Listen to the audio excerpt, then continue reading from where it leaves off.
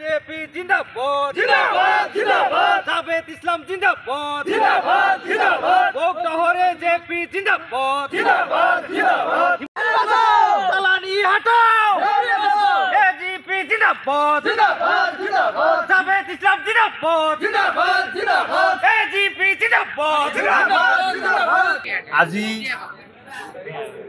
ভোগদহর গাঁও পঞ্চায়তৰ অহম গণ পৰিষদ দলৰ নতুনকৈ আমাৰ কোৰ্চাৰ কমিটি গঠন কৰা হ'ল বা ইয়াৰ বিগত দিনত আমাৰ ইয়াত অগবৰ কোনো স্থিতি নাছিল, জিৰো আছিল।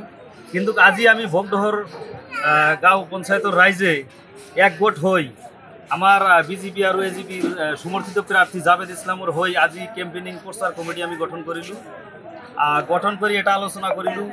আমাৰ 15 বছৰ ধৰি এআইইউডিএফ তথা বদৰুদ্দিন আজমল সাহেবে ধুপড়িখন মানে লুটপাট কৰি খাই আছে। সেইকাৰণে আমি আমাৰ এজিপি দলক আমি ভোগদহৰ গাঁও পঞ্চায়তৰ সকলো কংগ্ৰেছী ৰাইজে আলোচনা কৰি এটাই সিদ্ধান্ত লৈছোঁ, বদৰুদ্দিনক ধুপড়িৰ পৰা বিদায় দিয়াৰ স্বাৰ্থত আমি কংগ্ৰেছীসকলে মিলি ভোগদহৰ মুক্ত হৈ কংগ্ৰেছ মুক্ত কৰি এজিপিত যোগদান কৰি আজি কোৰ্চাৰ সমিতি গঠন কৰি বদৰুদ্দিনক বিদায় দিয়াৰ স্বাৰ্থত আমাৰ ধুপড়ি সমষ্টিৰ অন্তৰ্গত ভোগদহৰ গাঁও পঞ্চায়তৰ সকলো কংগ্ৰেছী ৰাইজে আজি একগোট হৈ অসম গণ পৰিষদ দলৰ মনোনীত প্ৰাৰ্থী জাবেদ ইছলামৰ হৈ কোৰ্চাৰ কমিটি গঠন কৰি এটাই সিদ্ধান্ত ল'লোঁ, বদৰুদ্দিনক বিদায় দিয়াৰ স্বাৰ্থত আমি সকলোৱে হাতীৰ ছবিত ভোট দি জয়যুক্ত কৰিম। সেইকাৰণে আমি একগোট হৈ আজি কোৰ্চাৰ কমিটি গঠন কৰিলোঁ। ধন্যবাদ।